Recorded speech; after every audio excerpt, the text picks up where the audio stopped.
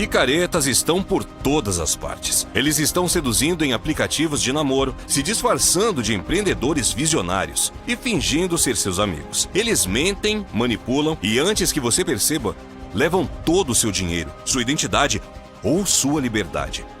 Você precisa estar preparado para lidar com esses trapaceiros sem coração. Hoje vamos descrever alguns dos vigaristas mais infames da história, para você não ser a próxima vítima. Este é o Como Sobreviver aos Maiores Golpistas de Todos os Tempos.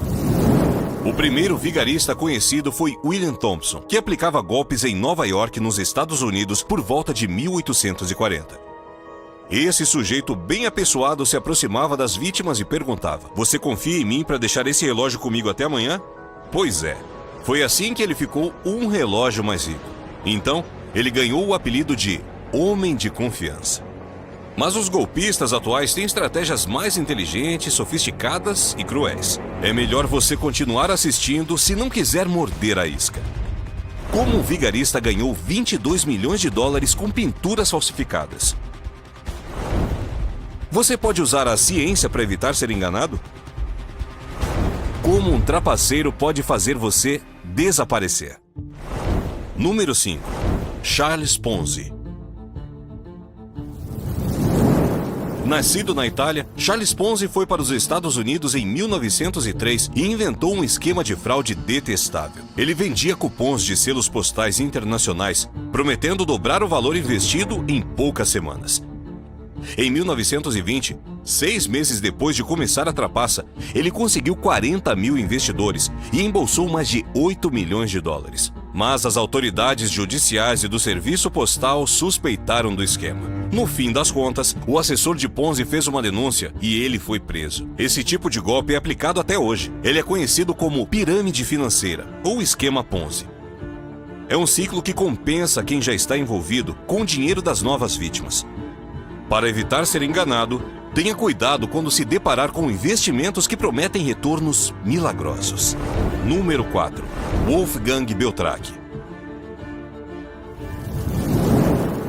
Esse habilidoso pintor alemão ficou famoso quando confessou ter falsificado e vendido obras de artistas renomados, como Max Ernst, George Braque e Kees van Dongen. As pinturas dele eram tão convincentes que confundiram até alguns dos especialistas em arte mais respeitados do mundo. Uma cópia de uma obra de Max Ernst chegou a ser exposta no Museu The Met, em Nova York, nos Estados Unidos, por meses. Em 2010, ele e a esposa Helen foram acusados de vender 14 obras-primas falsas, no valor total de 22 milhões de dólares. Mas estima-se que eles faturaram muito mais do que isso.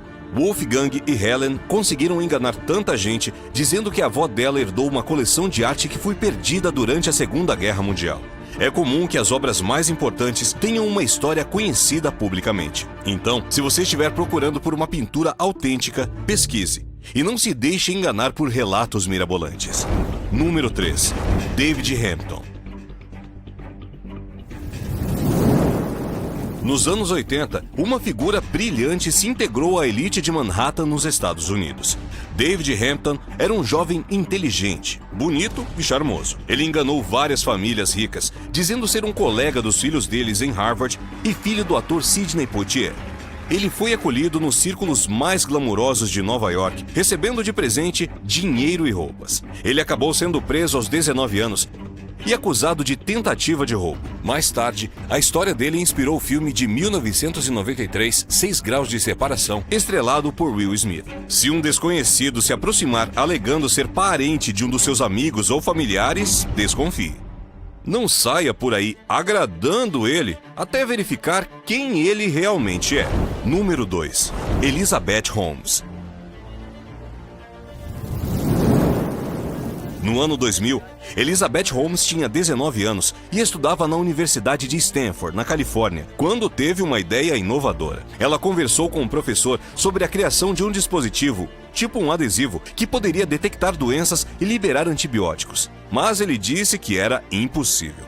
Elizabeth ignorou e foi em frente, fundando a empresa que mais tarde se chamou Theranos.